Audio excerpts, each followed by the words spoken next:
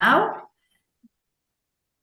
And let me officially welcome you all to this session that we have the honor to have Brenda here with us, who has generously volunteered to organize this activity. This workshop was the result of a conversation that Brenda and I had some time ago with the purpose of knowing each other better. Brenda has been a community member for some time, and she moved to London and was trying to find some sort of support for her new life in the city. And we were talking about how we can make this community stronger. And she volunteered to offer this skill building activity to share with you all the knowledge that she has gained during her career by advising other people. But I will let Brenda to introduce herself. I just want to leave this possibility of having conversations either with me or with Tracy open. We have had this with other heroines recently, and based on those conversations, we will be having another activity similar to this in March to commemorate Women's International Day. So this space is always open for building, starting new activities, making this space stronger and more vibrant. And I will stop here so we can take the most of the hour with Brenda's knowledge. So the floor is yours, Brenda. Thank you very much, Marisa. Well, today, as Marisa pointed, we're going to talk about personal branding. And basically, what I would like to start with is ask you if, do you know, or do you have like any idea about like, have you ever had any conversation, or do you know any information about personal branding? You can just like answer in the chat. We don't have to interrupt the session, but I would really like everyone to keep participating. There are going to be some questions. There's going to be like a time frame for introductions. I want to start, introducing myself. I like to call myself a data-driven communication specialist because I have experience working in branding, traditional branding for commercial purposes, but also for political parties, political candidates, political institutions. I specialize in digital strategy, but it's something that cannot be done without having some knowledge of public and media relations and strategic communications. And recently, I have been working in developing the skills to become a UX researcher. So I think that I have a very ample portfolio of skills, but everything is related to communications. And now I would like to hear a little bit from you. I would like you to write in the chat a little bit about yourselves. Who are you and why are you here? This is very important to me because I think that I would like to make this workshop as tailored to your needs as possible. So if you can write a little bit, like in very short phrases, it will be very nice for starting. But I'm going to start while you write in the chat. Why are you here? What are you expecting from this chat? What would you like to learn? What are your doubts about like personal branding? What you understand by personal branding, right? Because the term personal branding can sometimes be a little bit of cringe, right? Like a lot of people think it's a scam, that it is something that cannot bring any value to them. Well, what I can tell you by my experience is that those people are wrong. And I will tell you why. Human beings are basically programmed or wired to answer and to relate to stories. And the stories is the best vehicle for transmitting an idea. In the case of human beings, it's the thing that we remember the most. So developing and putting out there your personal stories is the most effective way. Sorry, is the most effective way to communicate who you are and why you can bring value to a field, to an organization, to anything. Actually, like being able to develop a personal brand, it's more of a soft skill. And soft skills are the ones that will allow you to grow professionally and get that management role that you're looking for. In this workshop, I will share some tips with you about how to brand yourself for success, how to brand yourself as an expert in your field. That's the most important objective of the workshop. And we will also discuss about the benefits of personal branding, that it's like, it's not only, we're not talking about only money. We're talking about like exercising power, being able to make decisions, being able to choose collaborations and come with more advantages to a negotiation. I'm going to start. We're going to start discussing a little bit of what's branding. Well, branding, it's sometimes understood as a delivery. It's sometimes understood as like brand identity, like a slogan, a logo, something that you see in social media. But actually, branding is more a combination of values, stories, of experiences. In general, it's very difficult to find a formal,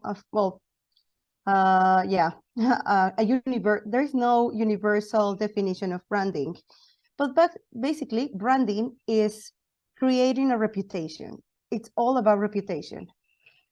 Every person has an idea of what your brand is. And when we're talking about your brand, it's exactly this, a combination of what your values are, the stories that you want to put out there, or the stories that have made you the person you are, and that the public or certain audience would benefit from hearing, and your experiences. In branding, what we try is to put these values, stories, and experiences into products, into services, into things that are more tangible.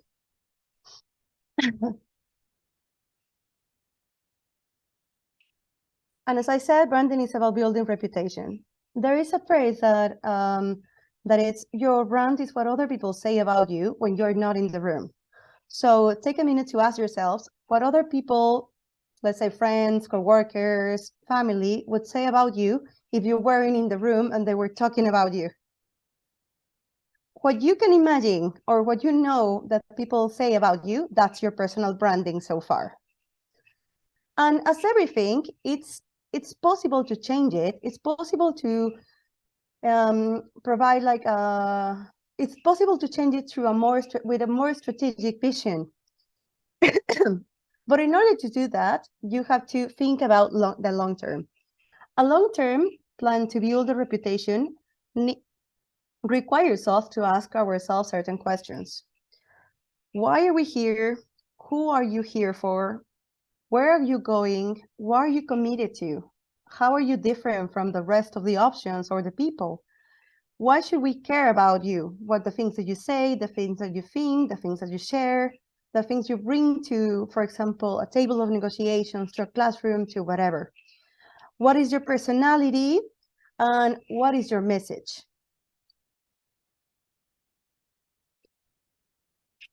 Let's take a moment to consider my presentation. And for this, I want active participation and not only like chat participation. Like when you see my presentation, what comes to your mind about like the main story or the brand that I'm trying to communicate with you? I'm just looking for words like, for example, is this, or words or short phrases, is this a presentation focused on women? Is this a presentation that wants to appeal to young, all women? Is this a presentation that talks about technology? Like, what are your thoughts about this?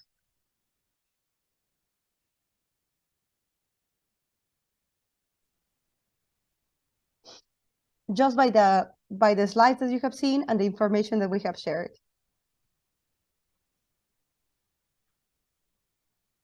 Hi, do you want us to jump in?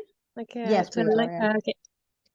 So sorry I was a bit late, but from what I've seen, it seems warm and friendly and welcoming. Is that the Welcoming. words? Okay, perfect.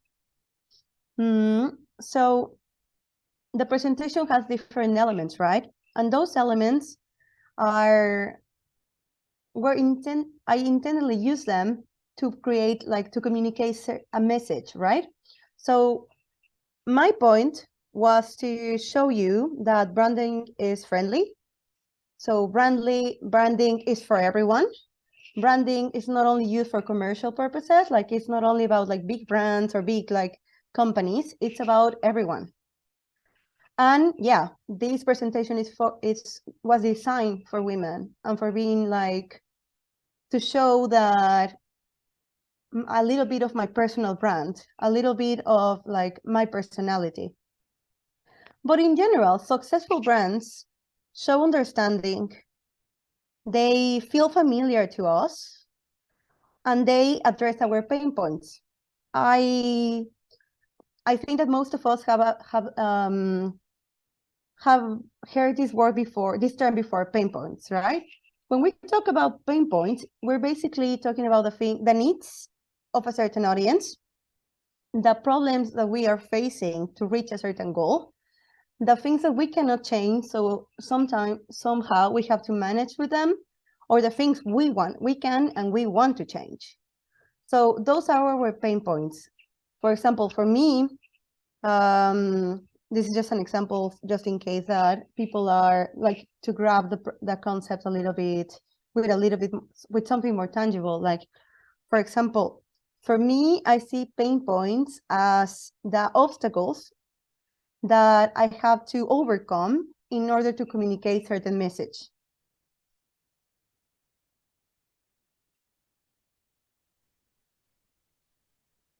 Brenda, there is a question in the chat. I don't know if you want to address it now, but Lucy is asking if the presentation communicates the branding, if this should be honest or not. Or Lucy, do you want to ask the question yourself? Well, that's a very good question. Yeah, I can just clarify. My comment was a little bit late, coming a little bit late after you asked the question about like what it communicates to me. And for me, it's, because you listed the questions that we should ask ourselves. I thought also, if you answer your questions like honestly, then your branding is going to be honest. And then I put in brackets like, should it be honest? I don't know, but that was my perception. Well, thank you, Marisa, for bringing it. Because something that, like, having a personal brand can set you apart from the competition, can make you stand from the crowd. But the thing is that in branding, we always build over what it's there, you know, because building from something that doesn't exist, something that you would prefer to happen, normally gives a result that tends to be fake, that people perceive as dishonest. So we're going to talk about that actually in a couple of slides, but that's a very good comment, Lucy. Thank you. Thanks. Well, so far we have been talking about branding and personal branding, which have like certain like similarities and differences, right? One of the main differences is like, in general, branding, it's about a strategy, yes, but when we're talking about a brand, because we normally build the brand over a product or over a service, then that's something that comes out of nowhere. Like, for example, if I decide to create a line of cookies, first I have to make the cookie. The product exists first, and then I'm going to do the branding, depending on the values, the experiences, the stories of the creator of the chef, of the creator of the cookie, right? So this is how a traditional roadmap would look for a brand. You have like 10 different steps.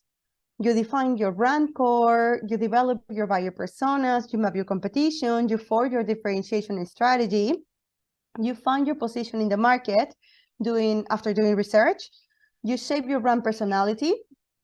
You define brand messaging a framework for brand messaging.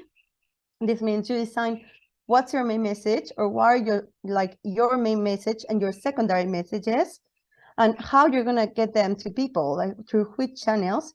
And you craft your storytelling framework, which is very related to the message, but it's what's behind your brand, like your vision, your story. You design your brand identity. Brand identity is more like about the deliveries. It's about like images, illustration, graphics, content. And you define your marketing plan. And the reason that I'm going very fast through them is because in this session, we're not going to talk about a traditional roadmap. Because this is about like branding for more for commercial purposes. But personal branding is more straightforward. And this is it's very good news for everyone. Because it's very easy to start. It's one of those things that you just have to stop thinking about doing it, and you just have to do it. So I normally give or share 4 steps, or break the process of starting doing your personal brand in 4 steps. The first one is identify your goal. Of course, identifying your goal requires you to think about your stories, your values, what you would like to do, because in this case, you are the product, right? We said that the objective of the workshop was to position yourselves as an expert in a certain field. So you are the product here, or your expertise in a certain field is the product, but you are like the vehicle for that knowledge. So it's easier when brands have like a face, because in this case, there won't be a logo. You will be the face. You will be the person communicating, and you will be the person in general, like trying to showcase what you are about. So first, you have to identify your goal. And it sounds easier than it actually is. But for example, it requires you to think about the person you are. So I think that's something that is very helpful. It is to ask your friends and your family and your coworkers to define you.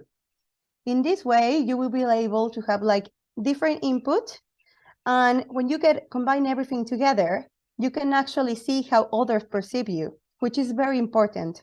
So building from there, you have to define a goal. Step number 2 is understand your audience. It's basically, and as Lucy said, in this step, in identify your goal, you need to build on yourself, because I mean, you don't want your brand to be perceived as fake. Maybe you have to, in this step, you have to think about your tone, your voice, and this means like you have to define how you're going to talk to others. Is your voice going to be informal, or is it going to be formal? Are you funny? If you're funny, naturally funny, then be funny in your brand. But if you're not, don't force it. When things are faked, it's very easy for people to actually pick on that. For example, there are many influencers in Instagram and TikTok that do not feel authentic.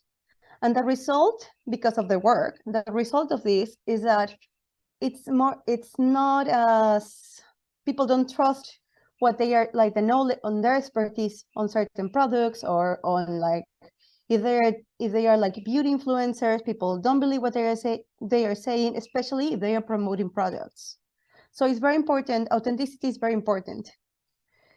You want to use the qualities you already have to build an authentic personal story. And well, once you have understand your brand tone, or define your brand tone and voice, you also have to think about the audience that you want to attract. To do this, you have to answer several questions. Who is your audience? How would you define them? What qualities do they have? What do they want? What do they need? What do they want to change? these are just some of the questions you need to answer in order to define who is going to be your audience. What's the best way to approach this if these questions are not enough to define your audience? What I would advise is just start posting in any social media and see who answers and see what kind of person or user is answering to you or relating to your content in social media. And little by little, you will be able to refine your audience. But don't be afraid of just posting for experimenting. Social media is a lot when you don't have for example, when you don't have a background in digital strategy, social media is perfect for experimenting. The third step would be to communicate your value. And this is a very important step because in here, you need to determine your message. You need to determine which are going to be the deliveries that you're going to use and which are going to be the channels that you're going to use to communicate with your users, with your audiences. In my experience, it's 1 or 2 platforms is more than enough, especially because most of you will start creating your personal brand on the side. It's not going to be your primary job. So you want to start investing time and resources, but start in 1 or 2 platforms depending on your industry. We're going to talk about the different platforms, in 1 or 2 slides. So bear with me. But yeah, and sorry, I moved that. Yeah, and connected this value with needs and desires. I mean, if your message is resonating in a certain social media, then you can start making the connections and you can start seeing the results of your experimentations or your experiments and start saying, okay, so my message works in Twitter, but it doesn't work in Instagram. But maybe if in Instagram, I'm a little bit lighter, more informal, maybe it will work. So from there, you can do a lot of adjustments. And the good thing about social media is that everything in the digital environment is temporary. So there are many events, there are many trends going on, and they go as fast as they come. So it's very important for you to be able to experiment. Oh, sorry. Again, I did this. There you go. What are the potential benefits of having a personal brand, a well-designed and a strategic personal brand? Well, the potential benefits are basically that you will lead more, you will win more, you will earn more. Once that you have positioned yourself an expert in your field, even if it's just in the online, you start getting more opportunities, more attention, more opportunities. If done correctly, this will help you not only in the digital spheres or in digital platforms, it will also help you in job interviews. It will help you once that you have created your personal story and you find the correct way to put it out there that resonate with certain audiences, you will start using it everywhere. I guarantee it's very difficult to turn it off. So you lead more. You will be someone that is worth following. You win more. You will be more confident in negotiations. This is what we were saying. You will earn more. And in this case, you will be able to ask for more. I mean, we're women. We all know that we're not used to asking for more. And it's something that you have to lose in you. And having a personal brand can actually help with that. Because you know that if you are positioned as an expert, as an authority in your field or your topic, then you're able to ask for more money, for more power, for more responsibilities. The deliveries. In advertising and communications, we say that content is king. You need to create content as an authority on your specific subject. To this end, the first step is that you will need to believe that you are an authority in your subject or field. And this is a tricky part. As I said before, we all know that women and non-binary people tend to doubt themselves, even if they possess the right credentials or qualifications to act as an expert. The best way to overcome this, as I mentioned before, is just do it. Just post, just tweet, Just create that content and put it out there and see how people react. I know it doesn't make sense, but the best of the advice I have ever received is this one. So stop thinking about how to make the perfect content, to do the perfect message, to do the perfect copy, to go along with your content, and just do it. One of the many advantages of the digital environment is that you are able to experiment. And if you make a mistake, then tomorrow will be a better day. You will have a better idea and you will come up with better content. What I mean by content is any kind of delivery. So what I mean by content is any kind of illustration, video, article, text tweet, anything. When we talk about content, anything can go inside that term or definition. Okay, so I think that to decide what kind of content you're going to be creating, you have to consider your resources, your skills, the tools that you have at hand, but most importantly, your timings.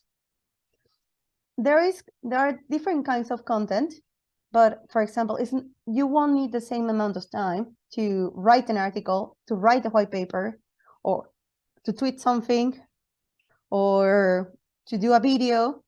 If you have an expertise doing reels, then that's great for you, but a lot of people don't. So maybe starting with reels and Instagram is not the best if you are only used to Twitter. So that's what you have to consider realistically, what kind of resources you possess. Brenda, and sorry yes? to interrupt you, but there is one question in the chat, and I have also one, because you keep saying that we should like try, test, like experiment, but and that what I'm getting so far is that it is better to learn by these mistakes than not doing anything. But in my experience, when I have tweeted something that was too polemic, it has been like it has had a very negative effect, in the sense that I got like many followers that I don't want them to follow me because they are just attacking me. So is there any trade-off between like experimenting or like checking something with someone else? Like what other sort of advices you can provide us in order to avoid making these sort of mistakes? Okay, first of all, I would definitely wouldn't say that, well, not necessarily it was a mistake. The thing is that, yeah, the trade-off is difficult to identify, because to grow, when you grow in social media, you're definitely gonna attract hate. It just is part of the job description. Like being relevant in any social media platform will kind of implies that there are gonna people that are gonna hate your opinion, or they're gonna attack you for talking about certain topics. So that's something that comes with any kind of interaction in social media, especially for the experts, like you can be like, we saw it during the pandemic, right? We saw like people from the WHO organization, from the World Health Organization tweeting facts, and people reacting in a nasty way and saying governments are trying to, like the government of, I don't know, like that specific government is trying to trick us into getting a vaccine. There was all this conversation about the vaccines and the G5 and everything, and so it's like experimenting. It's something that will bring you the good and the bad. So more than it's a trade-off between growth and hate. But that's the same. I would dare to say that it's something that happens as well outside the digital environment. When you become a relevant person, you also become a target of attack. So it's just growing a thicker skin and not listening or not answering the comments of bots or attackers, and be very careful with the be sure about your agenda, be sure about your messages. That's the only thing that I would say it's good advice. Thank you. Someone in the chat asked if it is better to have like 2 different accounts, one for like personal opinions and one more related to your professional profile.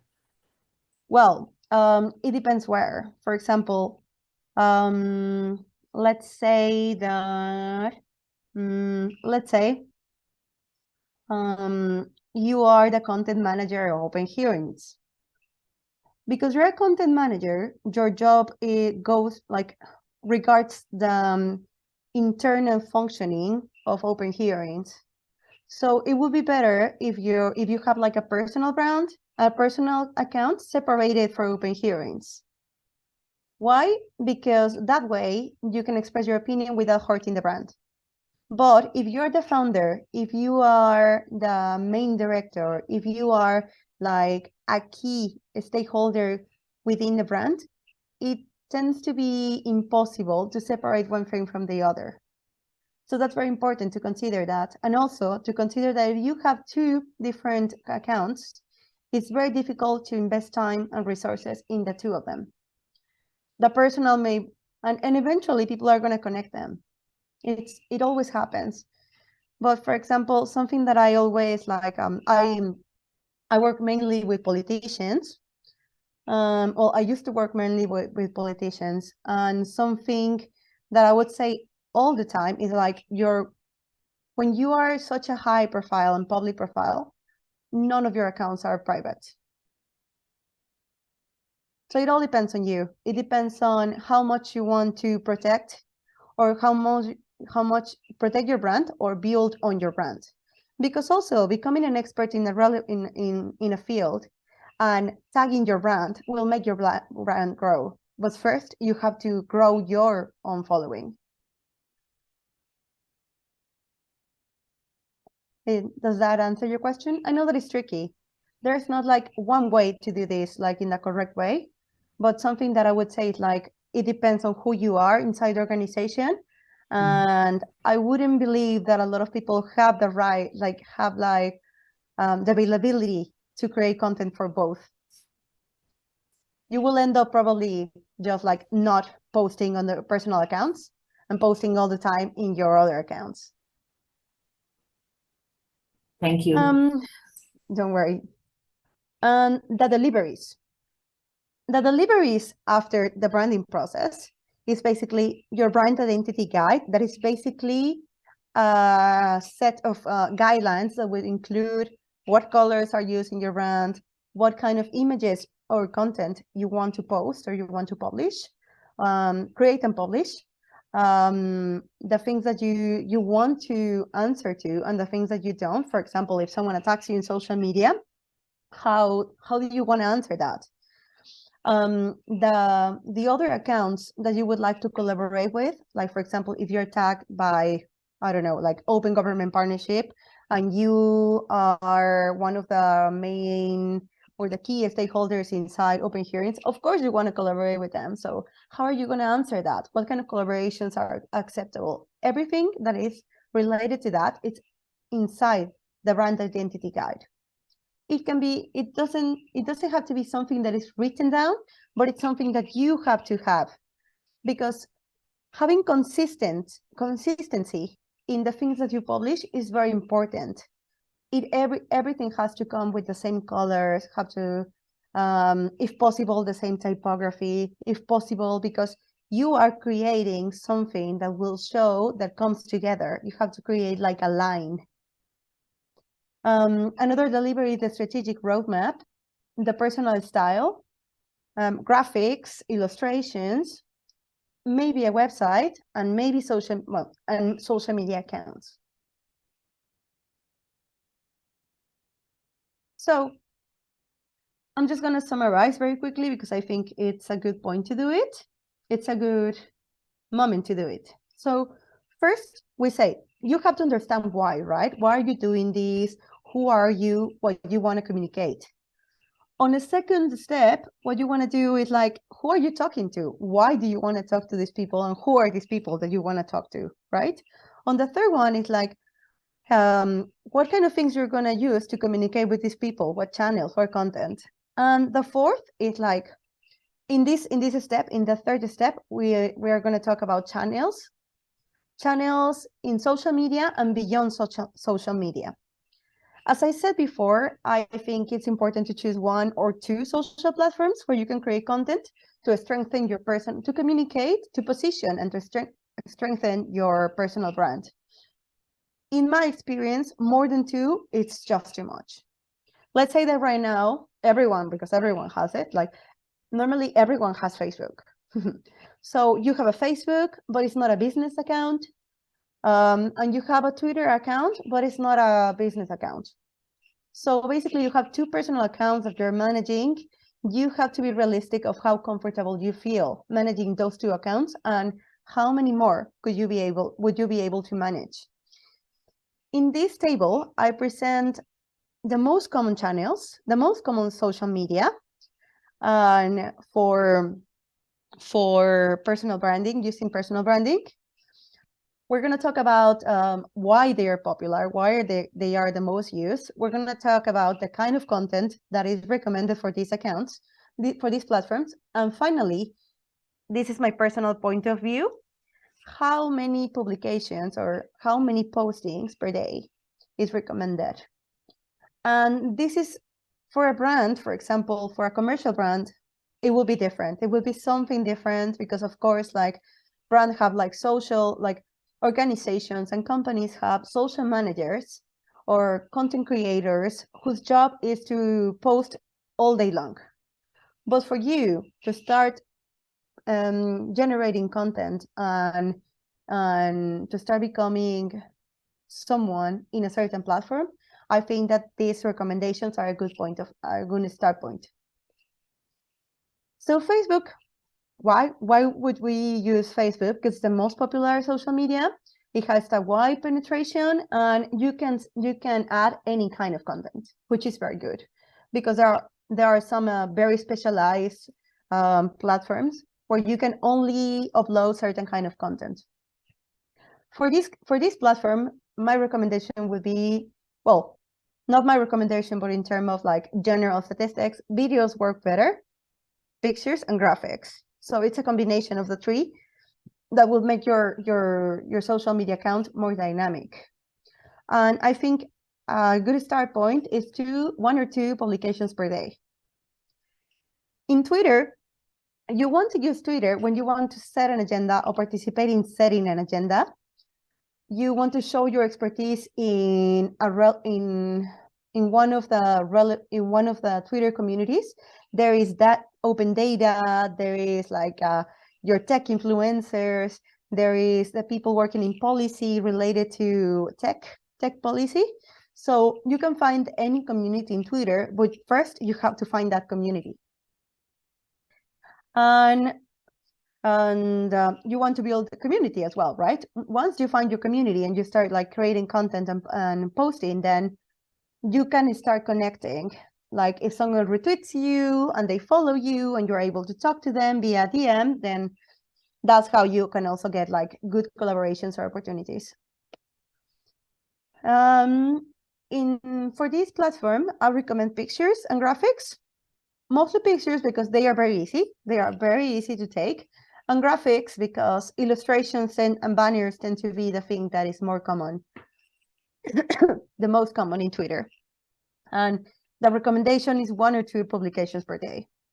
Instagram is very popular among younger generations, millennials and Generation Z, so millennials. But you need the content to be very visually attractive. And that sometimes, if you don't have the skills to do that kind of content, it could actually take a lot of time. And one of the main advantages of Instagram is that there are influencers. So it's very easy it's not very easy, but it's possible to build your brand, to build yourself as an influencer.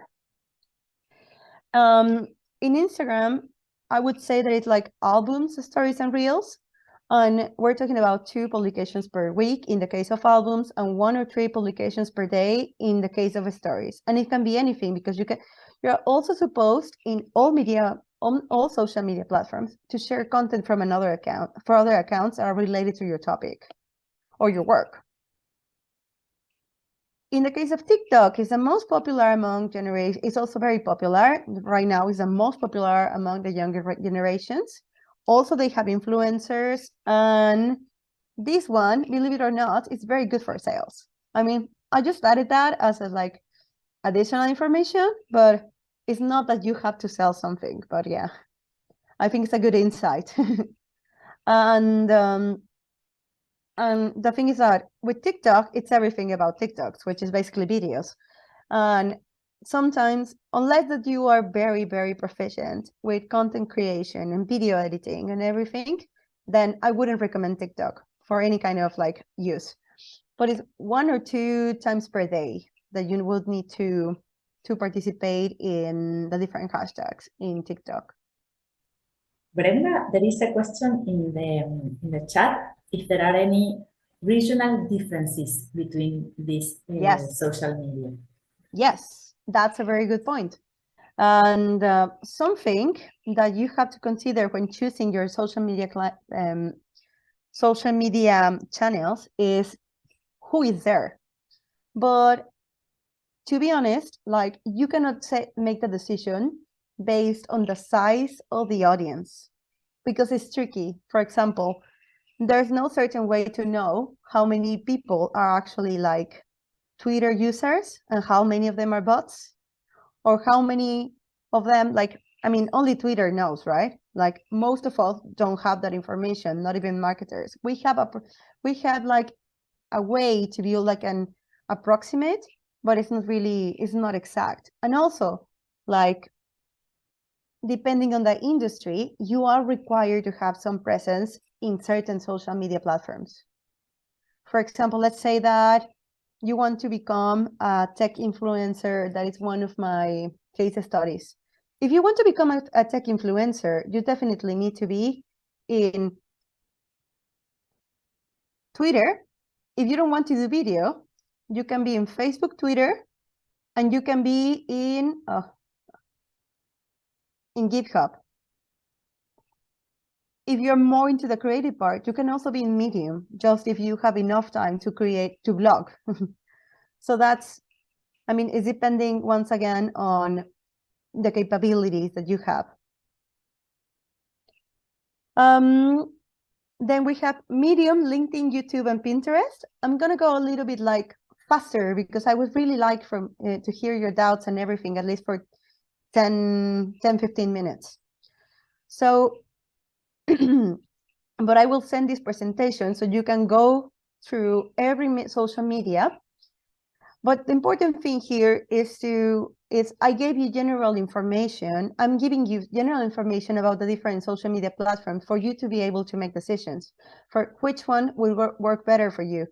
But in my opinion, like everyone other than Facebook and Twitter, if you are going to position yourself as a professional, you have to be publishing in Twitter and LinkedIn.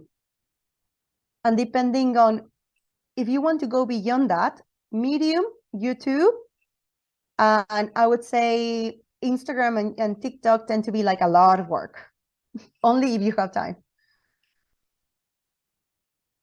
And beyond social media, these are other channels that some brands use. But for personal branding, they are very like industry specific. GitHub, for example, is basically a place where you can put your complete CV if you code. The platform allows collaboration and documentation and networking, but it's basically about how developers create a networking with different projects that they decide to collaborate in. So the dynamic or the logic of these platforms, WhatsApp, GitHub, websites and Telegram is very different, but it's also important to consider them in order to build a complete online presence, which is important. So whenever you go to Google and you Google your name, you should be able to see your social media accounts. If you have done any collaboration that is named or that is mentioned in Wikipedia, you should be able to see that. And you should be able to see any article where you have been mentioned.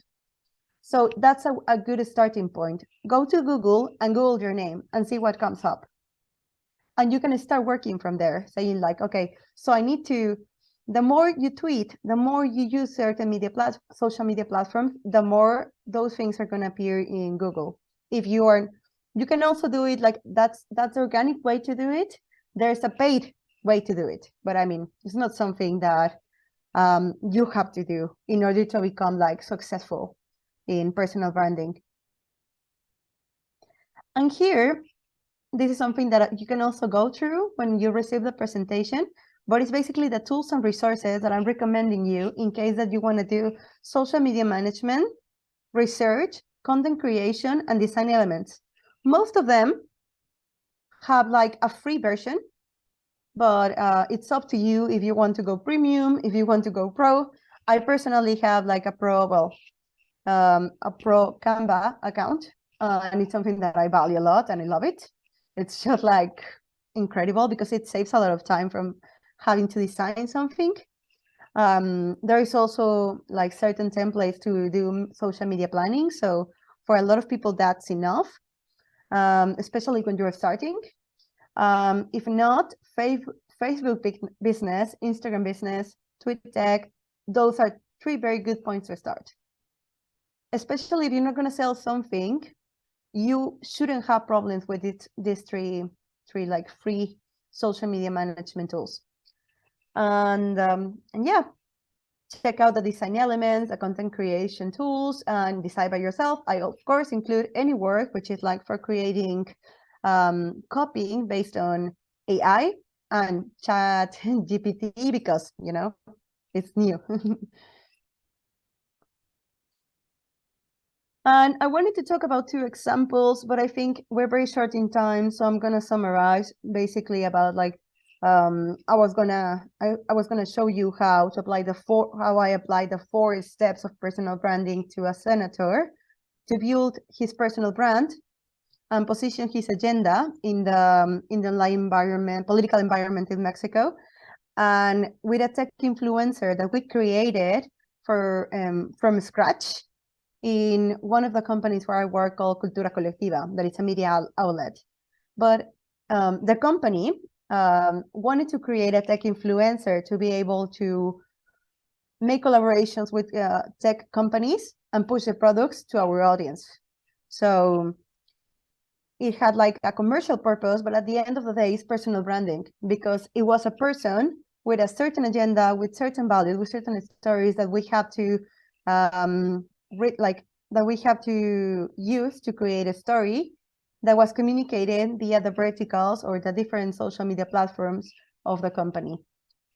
But I wouldn't like to elaborate a lot because I want to leave like at least 10 minutes for questions.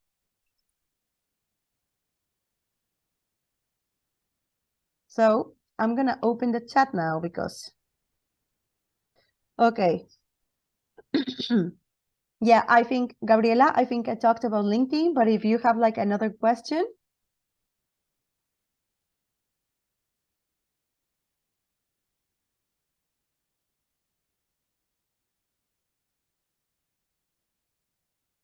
Gabriela, did I answer your question about No, LinkedIn? yes, you did. Yes, thank you. Okay. I did like this. The thumb like this in Brazil, it's okay. It's okay. Yeah. It's great. I think it's the same in Mexico, but I didn't see you because Okay, I don't see sorry. everyone. Okay, I'm so Okay. sorry. Yes, I feel like Okay, you talked about lots of things. Thank you. I'd like to So I have all wanna the go to the questions, question. the presentation and all the questions, so we can do the exercise with us and the family and friends Yes. to ask questions. So Maybe Brenda, you can Perfect. stop sharing your screen so you can see each other, like the full Okay, audience. perfect. Yeah. Yeah, good idea. I'm gonna go through some questions here. And Razia has the hands on. Sorry. Razia, I think she has a question because her hand is up. Okay. Okay. Yeah. Well, Razia, hi. what's your question? Yes. Well, my question was, I would have loved to see that because that example of that senator's branding you said, was that with the information you've shared, And that practical thing would really help us make our brands better. Just Gracia, it's breaking a little bit. I don't know if it's just for me or for everyone. I think okay, that's, can you hear me now? yes. Can you hear me? Oh, perfect. I was saying I would have loved to see that example of that branding you did for that senator, because it would really resonate with what you've been teaching us. So that with the practical, with the theory you've given us and looking at the graphics and the pic and the whatever, it would have really made more sense. Thank you. Okay. So basically when I started, like when we started building the personal brand of the senator, he had, I don't remember how many followers, but our goal was to grow that following in probably the initial goal was 50%, because it was very low for such an important like person in Mexican politics. And one of the main things that we did is the first thing that you normally do is you interview the person. Like this is someone else doing a personal brand, which is different, right? Because so basically I interviewed the senator, and with the questions that I have shown you, like the most important thing is to get his why. Like, why does he do what he does, you know?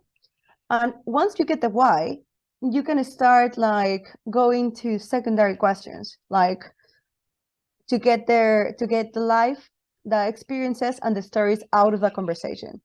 And once you have all this information from this in-depth interview, you can start transforming that into content. What's important? What are the objectives of the senator, and who he wants to talk to? Because like when you're doing the personal branding for someone, they normally have in mind a certain audience. So what you have to do is what I had to ask myself is like, is his story compatible with these people? And if not, what can we make to make it what do we have to do to make it compatible? And if it's not possible to make it compatible, is there another person that can talk about this for being able to attract this audience? And that's a little bit that illustrates a little bit the way that you have to think when you're doing personal branding. But in this case, you're asking yourself those questions, you're coming up with information, and when you're putting it on practice yourself. A good exercise, for example, to know if for example, what do you do for a living, Gracia? I'm looking in the conversation. I am a professor and a researcher at a public university. And Perfect. I study open government. I think your case is rather easy. So what's your main topic of research?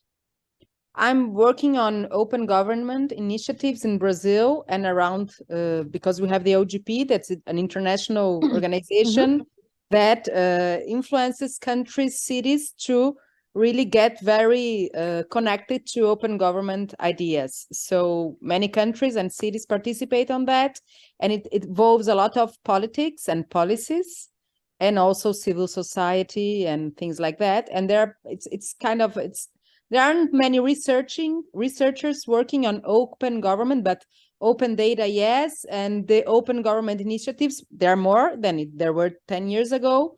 But it's a kind of, in Brazil, for example, we don't have many researchers, despite the fact that we are a very big country. But there are, of course, very many people around the world working on that.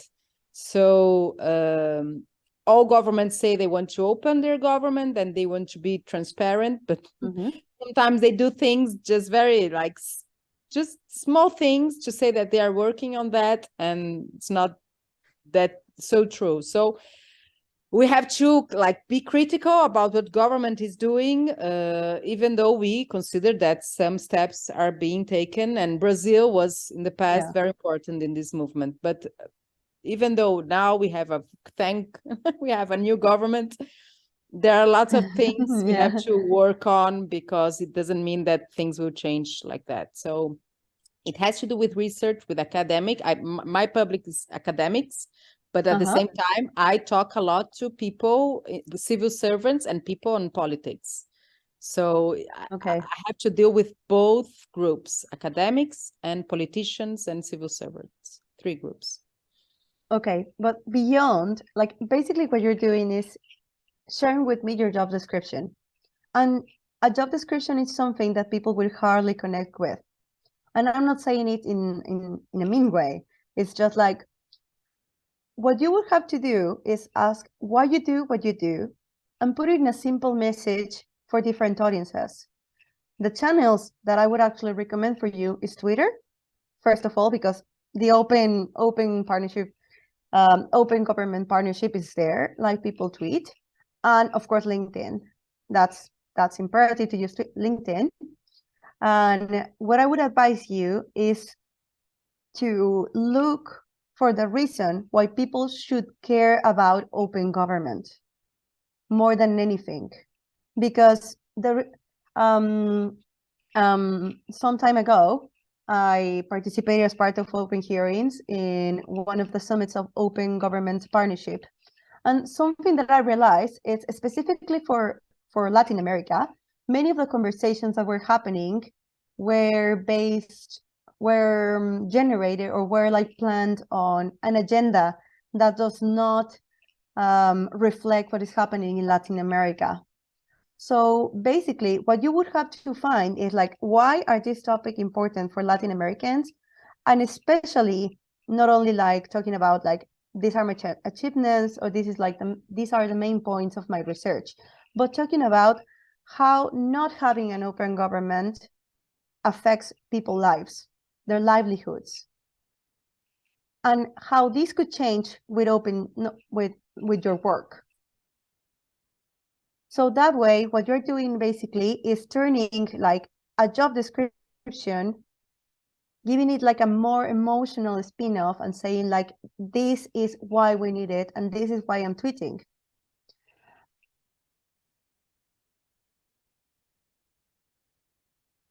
Great, thank you. I took notes of everything you said. You're welcome. Many thanks. Don't worry. And the more you tweet about, and for example, these questions you put, I think it's interesting because you can put like one every 2 or 3 days or one every week. I think that because I could never have 2 accounts. I barely can manage 1 account. I think I would go completely mad if I had to.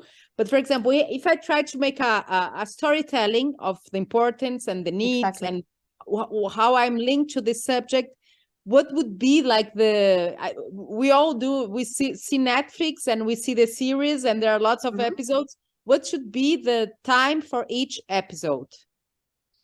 Well, it depends on the platform. Like if LinkedIn. You were to do something in YouTube, Twitter, it's up to LinkedIn and Twitter. If I choose LinkedIn and Twitter. LinkedIn, I wouldn't go for videos. If you had to do very short videos, I would actually just use them for, if you want, worst case scenario, Twitter. But for talking about these topics, you would have to find like a spin-off for the platforms that require videos, like TikTok. No, not videos, just a storytelling, a small storytelling written. Okay. So if you, by storytelling, what do you mean? Because the storytelling basically is, I am Gabriela, this is my story, and this is why this story kind of like feeds or explains why I do what I do, and why I'm interested in these topics, and why I think this is important from Brazil. You know, that's your storytelling. But I think you mean how many pieces of content. Yes. So the frequency of the content. Frequency. Yes. It's follow the table that I was explaining. Okay. If you decide to start in Twitter, we're talking about, I think we said one or two per day. But what I consider in this one is like, I have worked with a lot of people who are social media beginners, you know, because I mean, we're talking about politicians, guys. Politicians tend to be very, very behind in technological events, like in technological ideas, in technological gadgets, everything. So I'm talking about like teaching people that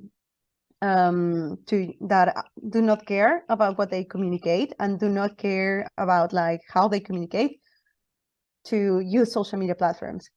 And what I would say is like in Twitter, doing once or twice per day, but tweet, I would also say like in your case, connect with the rest of the open government partnership community. And it's there. I can assure that it's there because open government partnership itself, they are not very good in social media. I think they are getting there, but they have like they still have a way to go to be able to to be more active in social media and also to become more relevant, because they have like a very important agenda and they haven't been able to transmit people why that agenda is very important for them. Yeah, and also Very much. encourage your students to follow you. Okay, yes. Great. That's the thing. To do something organic, encourage any person around you to follow you, to tweet about you, to retweet your content, even if they don't really care about the topic. This is going to create a path to growth, and that's the most important thing, you know. But also, like as I said, as you grow in certain accounts and you position yourself in certain topics, you are bound to attract a little bit of hate. So just ignore that. Thank you. Mm-hmm.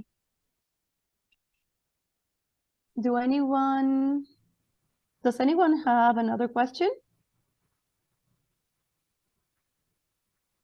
Oh, I see that Razia wrote, oh, no, she doesn't have a question. She has a very good comment, how you can link open government with governance and accountability. Thank you, Razia. Is there like another question? Or does anyone want to share their own case? So we can talk about channels, we can talk about what kind of content is convenient, because, for example, if you use Twitter, just follow the table. I think that the easier thing is pictures and graphics. And by graphics, I mean like images, you know, the images that you see, and those can be easily created in a tool like Canva. So don't get discouraged if you don't know anything about design. Just go to the tools.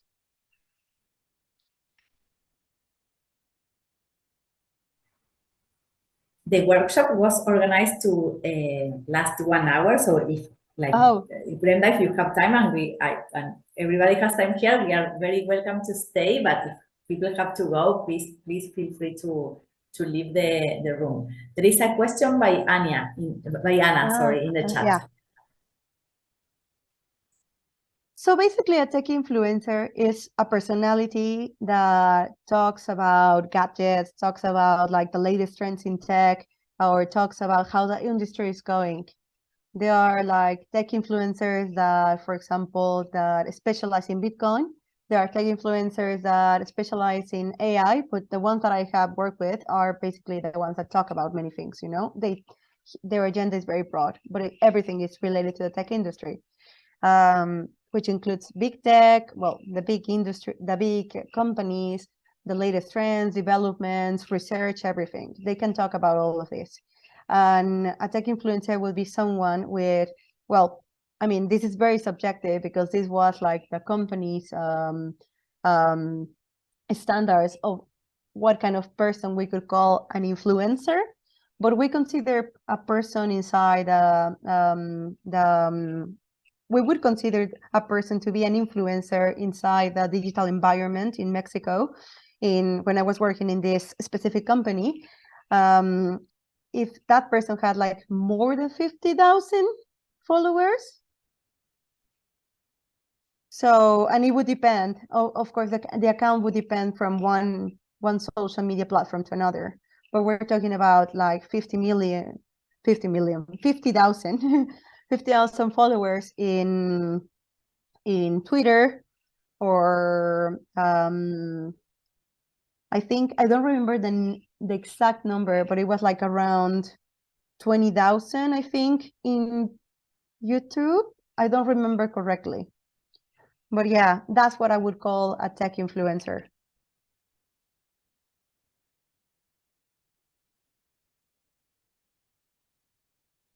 Flora has a question.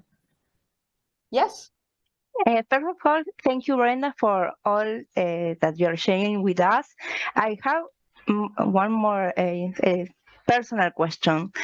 If you can bring some advices, maybe the yes and the no, about what we have to do when we want to change the sector in what we are working, or maybe to change the community or the country when you are working. What if you do something before you take the jump? I don't know if how to say this in English, pero ¿cómo hacemos esto? ¿Cómo nos preparamos antes del salto, digamos, para evitar esos errores? I think I have to say this again. Do you want me to speak in English or Spanish, or is everyone okay if I say in Spanish, or is English it okay if I say in for me. Okay. So basically, what I can tell you is that there is no way to make perfect content. So, Brenda, why don't you ask the question in English so everybody can understand the question? So Flor is asking, like, what is a way to do content that a way that minimize mistakes, or that we minimize the hate that you can get, right? Did I get the question correctly? No, that's was the question. The question is what we can do when we want to change the area or the topics we are used to do, and change to another sector, or maybe introducing another public. Or change your brand for saying when you want to remake your brand. That's the question. Rebrand yourself. Okay. Yeah. So it's basically starting from zero, but because, normally when you position yourself as an expert, you will be relevant in a certain community. It's not like, it's very hard to become an influencer to everyone, because influencers tends to be very like topic specific. Or, for example, let's say, what do you do for a living, Flor? I'm working like project coordinator in an NGO. Okay, perfect. If you work in this NGO, let's say that this NGO works in supplying water to a certain region in Africa. So basically, you're going to be talking about this region and the people in there, and what your work is, like the kind of impact your work is having, and the kind of things you need to do your job. You need funds, you need like an expertise, you need certain things. And let's say that you become an authority in supplying water in Africa, like supplying water, like potable water to a certain region or country or community in Africa. If you would like to change from that to another expertise, it will be very difficult, but it's possible. But you will have to start from zero. We're talking about that some people that become very relevant, it's impossible to detach them from certain topics. For example, let's say that Zuckerberg suddenly says, like, I don't care about Facebook anymore. So now I'm gonna do literature. So I'm gonna write stuff, guys. I'm gonna write short stories or scripts for cinema. So he would never be able to detach himself from Facebook. That's basically a brand that he was born into and that he's gonna die with. So, but for us, normal people, it is possible to do it. What you would have to do is find a way to mix them, or if they are not compatible causes, because normally, like when you're doing certain thing, your next job or your next expertise tends to be related. They tend to be related. So you find a way to combine them and to say, like, now I'm not an expert in one thing, but an expert in two things. And these things work together because, and you have to give the why, the because. You have to explain why. And you have to be able to explain why you are an expert and why you care about those two topics.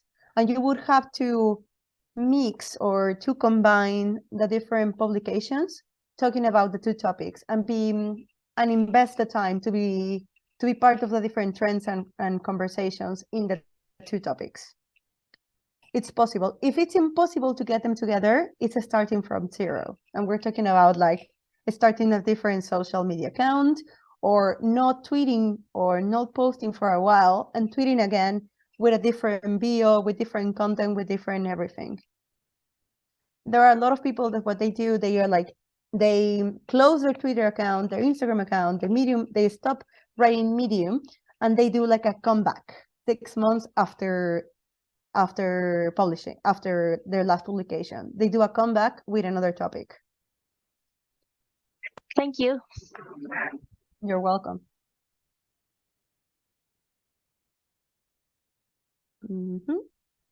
Is there someone else that would like to? I have many questions, but I don't want to take the people's time. So I think that we will leave it here. And if you agree, Brenda, if people have more questions, can contact you later by email or in Slack. Yeah, of course. Yeah, I'm always open. I'm always available in the Slack. It's just also like in the presentation, you have my social media. If you want to write to me, I'm also very open for receiving messages in LinkedIn. Perfect. So, well, I would like to personally thank Brenda again, and thank you for being part of this workshop and for being able to commit your time to participate. Brenda, this has been really, really useful, and by participating, we make this community stronger. So I invite you to copy Brenda and to think of activities that you can share with the other members of the community. After this workshop, I will send you a short form with some questions to provide us feedback on how this activity went and what things we can do better, and also to offer you again the possibility of suggesting names of speakers from the community or from outside the community for the other skill building activities that we have already proposed. And I will share the presentation and the record later in Slack. So if you, Brenda, want to say something? No, thank you very much for everyone for like staying here 1 hour and some more minutes to listen to me talking about personal branding. And I hope that it's useful, and I hope that if you have any questions, you will reach out. Thanks. Okay, so girls, see you in Slack or in our next activity. Thank you very much for being here today. Bye-bye.